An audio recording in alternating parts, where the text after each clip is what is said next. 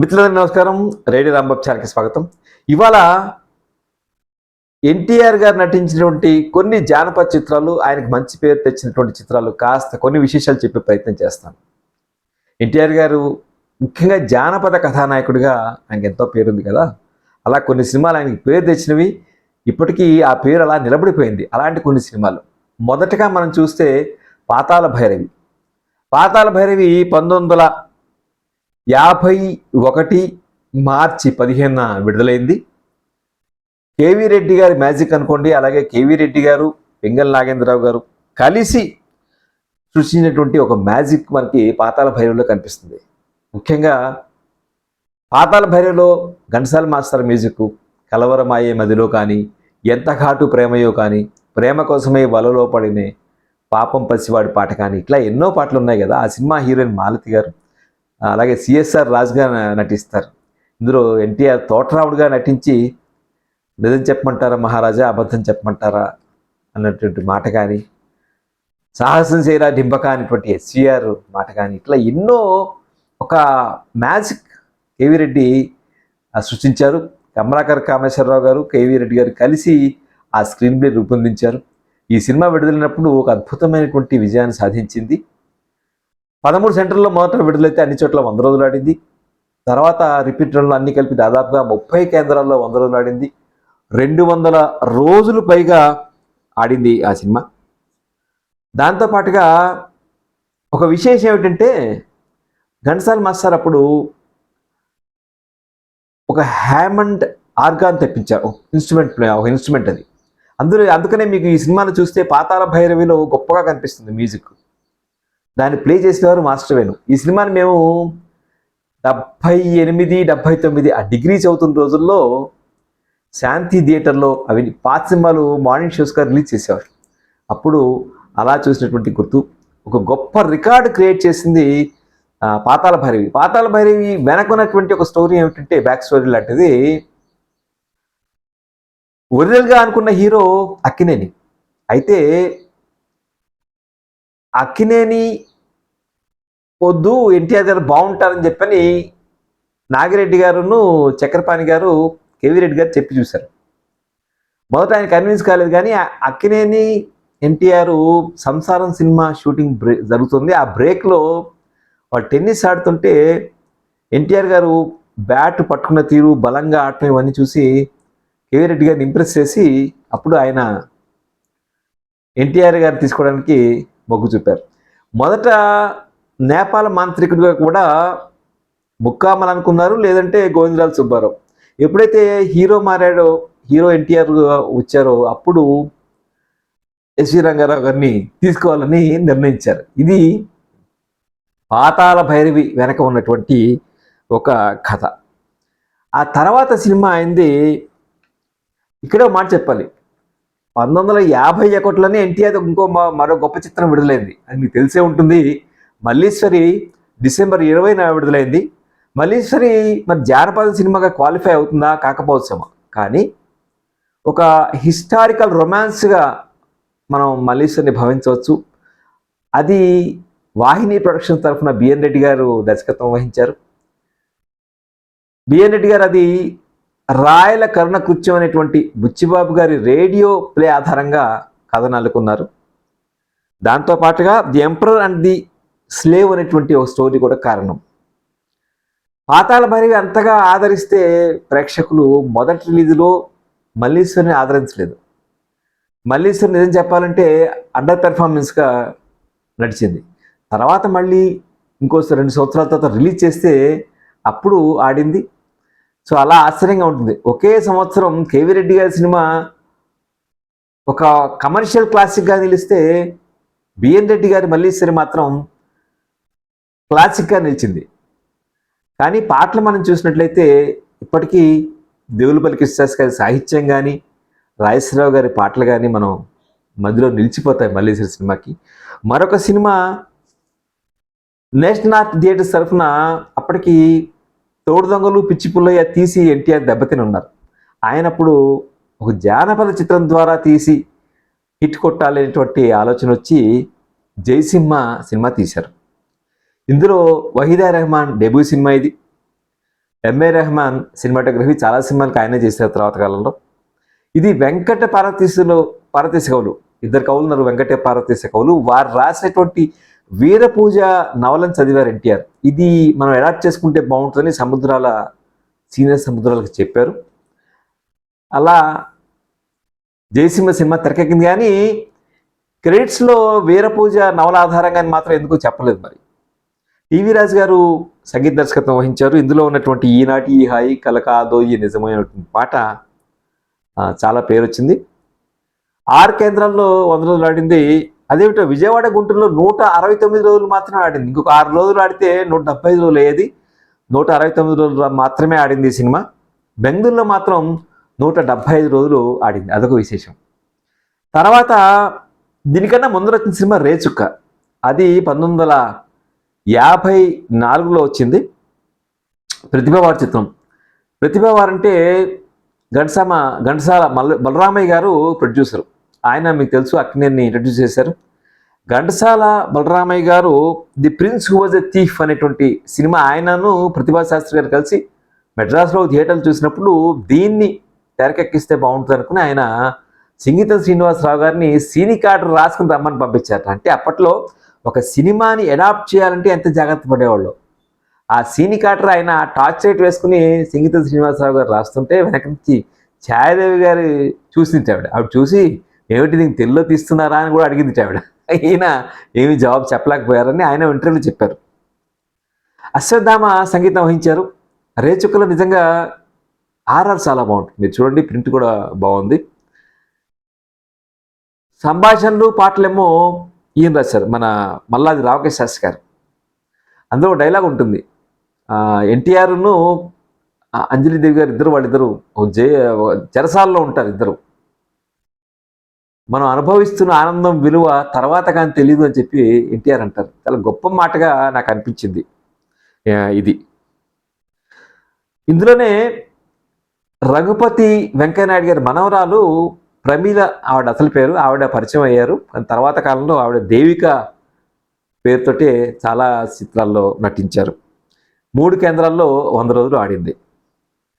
రేచుక్క 1954లో వచ్చిందని చెప్పుకున్నాం కదా. 1954 23 మే రేచుక్క పగడ్చుక్క ఇంకో సినిమా వచ్చింది. ఇది నాకు ఆశ్చర్యం వేసింది. ఎన్టీఆర్ సోదరులు త్రివిక్రమరావు గారు నిర్మించారు. దీని బ్యానర్ మాత్రం స్వస్తిశ్రీ అని ఉంటుంది. మరి ఎన్ఏటి బ్యానర్ మీద నిర్మించలేదు దీన్ని. ఎన్టీఆర్, షావుకార్ జానకి, ఎస్విఆర్ వీళ్ళు నటించారు. కమలాకర్ కామేశ్వరరావు గారు దర్శకత్వం వహించారు. ఇందులో రేచుక్క ఎన్టీఆర్, పగడ్చుక్క ఎన్టీఆర్, రేచుక్క ఎస్విఆర్ను, పగడ్చుక్క ఎన్టీఆర్ నటిస్తారు. అయితే వాళ్ళిద్దరికి తండ్రి కొడుకులు తెలియదు. తండ్రి ఏమో ప్రజల పక్షాన ఫైట్ చేస్తుంటే కొడుకు మాత్రం రాజు పక్షాన నిలబడతాడు. ఈ సినిమా బాక్సాఫీస్ రికార్డ్ ఎక్కడ మరి దొరకలేదు. చాలామంది అభిమానులు ఉంటారు, వాళ్ళు చెప్పాలి. టీవీ రాజు గారు మ్యూజిక్ చేశారు, తెలుగు తమిళ భాషల్లో తీశారు. తర్వాత పాతాళ భైరవి తీసినటువంటి 10 ఏళ్లకు మళ్ళీ విజయవారు కేవీ రెడ్డి గారితో జగదేక వీరుని కథ తీయించారు. పాతాళ భైరవి తర్వాత ఎన్టీఆర్కి జానపద చిత్రాల్లో అంతే స్థాయి హిట్ మళ్ళీ జగదేక వీరుని కథ. ఈ సినిమా మీకు తెలుసు, అపూర్వమైనటువంటి జానపద కథ. ఇందులో ఎన్టీ రామారావు గారు ఆయన తొలిసారిగా ఒక చంద్రహాసంలాగా ఒక తిలకంతో ఉంటారు ఆయన. తర్వాత చాలా చిత్రాల్లో కనిపిస్తారు, కానీ మొదటిసారిగా ఒక తిలకం దిస్తారు ఎన్టీఆర్ జగదేక వీరుని కథ చిత్రంలోనే. ఈ కథాంశం ఆశ్చర్యంగా ఉంటుంది. 4 దేవకన్యలు లేదంటే పరలోక కన్యలతోటి వివాహం చేసుకోవాలి అనే కోరిక హీరో చెప్పడం ఆశ్చర్యంగా ఉంటుంది. ఇంద్రకుమారి, అగ్నికుమారి, వరుణకుమారి, నాగకుమారి, ఇట్లా ఈ 4 వివాహం చేసుకుంటానని తండ్రితో చెప్పి తండ్రి కోపగించుకుని కొడుకు కోరిక ఇంట్లోంచి పంపించడం, తర్వాత అతను పెద్ద కథ ఇవన్నీ వెతకటం ఇవన్నీ ఉంటాయనుకోండి. చాలా కాంప్లికేటెడ్గా అనిపిస్తుంది కథ. అయితే ఈ సినిమాకి తమిళంలో వచ్చినటువంటి ఎప్పుడో 40లో వచ్చింది జగదల్ ప్రతాపన్ కథ. ఫస్ట్ ఈ కథ ఆధారంగా మళ్ళీ విజయవాడలో ఎప్పుడైతే కేవీ రెడ్డి గారితో మళ్ళీ మీరు జానపదం తీస్తే బాగుంటుంది అన్నప్పుడు ఆయన పింగళి గారికి ఆయన ఆస్థాన రచయిత కదా, ఆయన ఒక సినిమాకు ఒక రచయిత ఉంచుకుంటారు. అలా పింగళి గారు కేవీ రెడ్డి గారికి ఆస్థాన రచయిత. ఆయన కోరినప్పుడు ఈ జగదల్ ప్రతాపన్ కథ ఆధారంగా చేసినప్పుడు నాగిరెడ్డి గారు ఏం మాట్లాడకపోతే పింగళి గారు నిరాశగా ఉన్నారు. ఏమయ్యా అలా ఉన్నామంటే ఈ కథ తయారు చేసి చెప్పారండి, మరి ఆయన ఏమి చెప్పలేదంటే పింగళి గారి నుంచి ఆ కథ తీసుకుని చదివినటువంటి కేవీ రెడ్డి గారు నువ్వు బ్రహ్మాండమైన కథ రాసావయ్యా, చాలా బాగుందని చెప్పి ఆ కథని అడాప్ట్ చేసి జగదేక వీరుని కథ చేశారు. జగదేక వీరుని కథ బ్రహ్మాండమైన హిట్. ఈ సినిమా సంగీత ఆయనకి దొంగరాముడితో పెండ్యాల గారితో పరిచయం అయ్యి ఆయనతో అంటే ఒక అనుబంధం ఏర్పడి ఈ సినిమా కూడా పెండ్యాల గారినే సంగీత దర్శకులుగా నియమించుకున్నారు. పెండ్యాల గారు సంగీత దర్శకత్వంలో బ్రహ్మాండ పాటలు శివశంకరి, శివానంద లహరి పాట గుర్తుంది కదా, ఒక 5 ఎన్టీఆర్ కనపడటం, ఇవన్నీ అద్భుతమైనటువంటి షార్ట్స్ తీశారు. ఈ ఈ పాట తీస్తున్నప్పుట ఎన్టీఆర్ పెండ్యాల గారిని కోరారట, ఏమంటే మాస్టర్ మీరు ఈ సినిమా షూటింగ్ ఈ పాట షూటింగ్ అయినప్పుడు మీరు కూడా ఉండండి అని చెప్పి అద్భుతమైన లిప్సింగ్ ఆయన ఇస్తారు. ఆ లిప్సింగ్ కోసం దాని గురించి మా దేనికోసం అని చెప్పి పెండ్యాల గారిని పక్కనే ఉంచుకున్నారు. ఘంటసాల గారు కూడా ఒకే టేక్లో ఒక వారం 10 రోజుల పాటు రిహార్సల్ చేసి పాడినటువంటి పాట. ఘంటసాల గారి ఇది ఎంత కష్టమైన పాట అంటే ఆయన పబ్లిక్ పెర్ఫార్మెన్సెస్లో ఎక్కడో కూడా ఈ పాటను ఆయన పాడరు, అంత కష్టమైన పాటగా ఇది చెప్తారు మనకి. ఎన్టీఆర్ ఇందులో పట్టు వస్త్రాలతో కనిపించడం ఒక రిచ్నెస్ కోసం. అలాగే ఇందులో బి సరోజాదేవి హీరోయిన్ జలకాల ఆటల్లో పాట తీస్తున్నప్పుడు మంచి చలికాలంలో తీస్తున్నారని కేవీ రెడ్డి గారు ప్లానింగ్ గురించి చెప్తారు. ముందరే ప్రొడక్షన్ వాళ్ళకి ఆయన 2-3 నెలల ముందే చెప్తారట, ఈ జలకాల ఆటల్లో పాటకి వేడి నీళ్లు కావాలి, దయచేసి అరేంజ్ చేయండి అని చెప్పి. అలా కేవీ రెడ్డి గారు సృష్టించిన అద్భుతం జగదేక వీరుని కథ. ఇది 1961 ఆగస్టు 9న వస్తే గులేబా కావాలి కథ మళ్ళీ వెంటనే వచ్చింది. 1962 జనవరి 5న విడుదలైనటువంటి సినిమా. ఎన్టీఆర్ సీతారామ కళ్యాణ్ తర్వాత ఈ సినిమాని చేశారు. ఆ సినిమాకి ఆయన దర్శకుడిగా ఆయన పేరు ఉండదు, ఈ సినిమా కూడా దర్శకుడిగా ఆయన పేరు కనపడదు మనకి. అరేబియన్ నైట్స్ కథ ఆధారంగా. అదే తర్వాత సేకరణ అని చెప్పి వేస్తారు కానీ కథకి ఎవరు క్రెడిట్ ఇవ్వరు. ఈ అరేబియన్ నైట్స్ కథలే కాశీ మజిలీ కథలుగా మధిర సుబ్బన్న దీక్షితులు గారు రాశారు. సో సేకరణని మాత్రమే చెప్తారు. ఒక రాజుకి అంధత్వం ఏర్పడితే దాన్ని పోవటం కోసం చేసేటువంటి ప్రయత్నం, ఆ గులేబకావలి పుష్పాన్ని తేవటం అనేది ఈ కథలో ప్రధాన అంశం. జోసెఫ్ విజయ కృష్ణమూర్తి వీళ్ళిద్దరు కూడా ఒక జంట సంగీత దర్శకులు, వీళ్ళు సంగీత దర్శకత్వం వహించారు. సి నారాయణ రెడ్డి ఈ చిత్రం ద్వారా పరిచయం అయ్యారు. అందులో మనకు తెలుసు ముఖ్యంగా నన్ను దోచుకుంటూ పాట, దాంతోపాటుగా మొత్తం అన్ని పాటలు ఆయనే రాయటం జరిగింది. ఈ సినిమా కూడా దాదాపుగా 6-7 కేంద్రాల్లో బాగా హిట్ అయిన సినిమా. తర్వాత 1963 ఆగస్టు 1న బందిపోటు సినిమా వచ్చింది. విఠలాచార్య గారితో ఎన్టీఆర్ మొదటి సినిమా బందిపోటు సినిమా. ఇది రాజలక్ష్మి మూవ్స్ కింద సుందర్లాల్ మెహతా డూండి కలిసి తీశారు. ప్రధానంగా కథ వీళ్ళు స్కార్లెట్ పెప్పర్స్ అనేటువంటి ఒక క్యారెక్టర్ పేరు చెప్పి ఒక ఫ్రెంచి వీరుడు దాని ఇన్స్పిరేషన్ తీసుకుని మీరు కథ అలండి అని చెప్పి త్రిపురనేని మహారథి గారు చెప్తే అద్భుతమైనటువంటి కథ ఆయన తయారు చేశారు. బందిపోటు కథ మాయలు మంత్రాలు ఏమీ లేకుండా తీసిన విఠలాచార్య గారు మాయలు మంత్రాలు లేకుండా తీసినటువంటి కొద్ది చిత్రాల్లో ఈ సినిమా ఒకటి. బ్రహ్మాండమైన ఈ సినిమా పాటలు ముఖ్యంగా ఘంటసాల మాస్టర్ మ్యూజిక్ మీరు చూస్తే మనకి ఊహలు గుసగుసలాడే ఒకళ్ళు రానివి నీవే 2 పాటలు అద్భుతంగా ఉంటాయి. ఇది బందిపోటు తర్వాత మంగమ్మ శబ్దం మళ్ళీ డివిఎస్ ప్రొడక్షన్స్ వాళ్ళు విఠలాచార్య గారి దర్శకత్వంలో తీశారు. ఇది ఒక మహిళ శపథం అన్నమాట. కొంచెం కథ భిన్నంగా ఉంటుంది. ఒక రాజు స్త్రీ రోజులు అయితే ఆ రాజు ఆటను అరికెడతానని ఒక మహిళ చేసినటువంటి ఒక శపథం అనమాట. అందరూ భానుమతిని తీసుకోమని చెప్తే, ముఖ్యంగా చక్రపాణి గారు కూడా భానుమతి తీసుకొని చెప్తే విఠలాచార్య గారు, డివిఎస్ రాజు గారు జమున గారు తీసుకున్నారు. జమున గారు అద్భుతంగా తీశారు. రాజుగారికి విఠలాచార్య గారేమో బడ్జెట్ జాగ్రత్తగా చూస్తారు, రాజుగారేమో బాగా లావిష్గా తీయాలని. ముఖ్యంగా అందులో రెపరెపలాడే యవ్వనం ఏమున్నది, రివ్వున సాగే రెపరెపలాడే యవ్వనమేమున్నది అనేటువంటి పాట కొడైకెనాల్లో తీస్తారు. కొంచెం షూటింగ్ ప్రాబ్లం వచ్చినా ఆయన కోరిక మేరకు అక్కడ తీస్తారనమాట. ఇది మంగమ్మ శబ్దం. ఈ సినిమా కూడా బాగా హిట్ అయిన సినిమా. తర్వాత 67లో కంచుకోట విశ్వశాంతి బ్యానర్పై విశ్వేశ్వరరావు గారు తీశారు. సామాజిక అంశంగా చాలా ట్విస్టులతోటి సాగినటువంటి సినిమా కంచుకోట. దీనికి కూడా త్రిపునేని మహారథి కథ అల్లారు. ఇందులో కూడా మాయలు మంత్రాలు లేకుండా సామాజిక అంశాలతో సాగినటువంటి కథగా మనం కంచుకోటని చెప్పుకోవచ్చు. కంచుకోట మహాదేవన్ గారి మ్యూజిక్ అద్భుతమైనటువంటి పాటలు ఇచ్చారు. ముఖ్యంగా సరిలేరు నీకెవ్వరు, నరపాల సుధాకర్ అనేటువంటి పాట చాలా పాపులర్, మీ అందరికీ తెలుసు. ఈ సినిమాకి సిఎస్ రావు దర్శకత్వం వహించారు. 1967 మార్చి 22 విడుదలైంది. ఈ సినిమా ప్రత్యేకత ఏమిటంటే 1975లో బాలానగర్లో ఉన్నటువంటి శోభనా థియేటర్లో ఈ సినిమాని మళ్ళీ రిలీజ్ చేస్తే 100 రోజులు ఆడింది. రోజుకు మార్నింగ్ షోస్ కాదు, 100 రోజులు రోజుకి 3 షోస్తో ఆడినటువంటి సినిమా కంచుకోట. కంచుకోటలో కాంతారావు, ఎన్టీఆర్ అద్భుతంగా నటిస్తారు. ముఖ్యంగా కత్తి పోరాటాలు చాలా బాగుంటాయి. ఎన్టీఆర్ ఈ సినిమాలో ఈ సగభాగంలో ఈ కత్తి ఫైటింగ్ సమయాల్లో ఆయనకి షర్టు లేకుండా బేర్ చెస్ట్ అంటాం కదా, అలా ఉంటారు. చాలా హ్యాండ్సమ్గా కనిపించారని నాకు అనిపించింది. ఇంకా చాలా చిత్రాలు ఉన్నాయి, కొన్ని మెన్షన్ చేస్తాను. గోపాలుడు, భూపాలుడు, చిక్కడు దొరకడు హిట్ అయిన సమయంలోనే ఎవరో జర్నలిస్టు విఠలాచార్య గారిని అడిగాట, మీ నెక్స్ట్ సినిమా ఏమిటంటే ఆయన వెంటనే కథలు వదలడు అని చెప్పేశారు.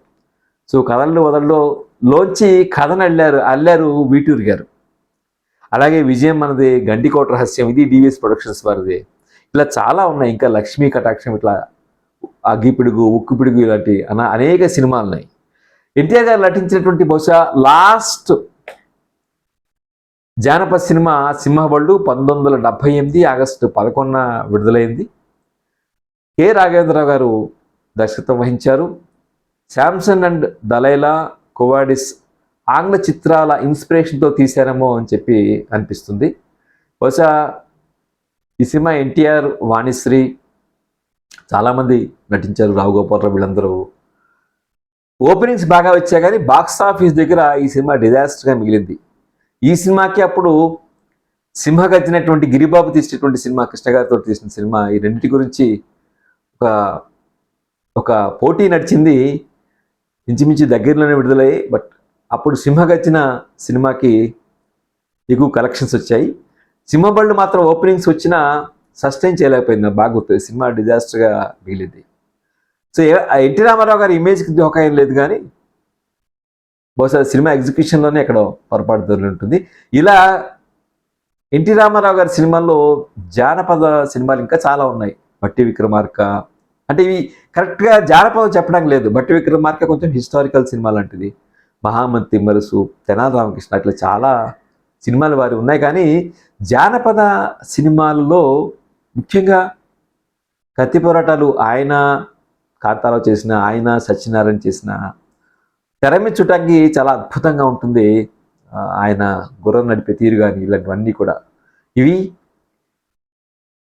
ఎన్టీఆర్ జానపద చిత్రాల గురించి కొంత పూర్తి వివరణ నేను చెప్పను కానీ కొంత సమాచారం ఇచ్చే ప్రయత్నం చేశాను.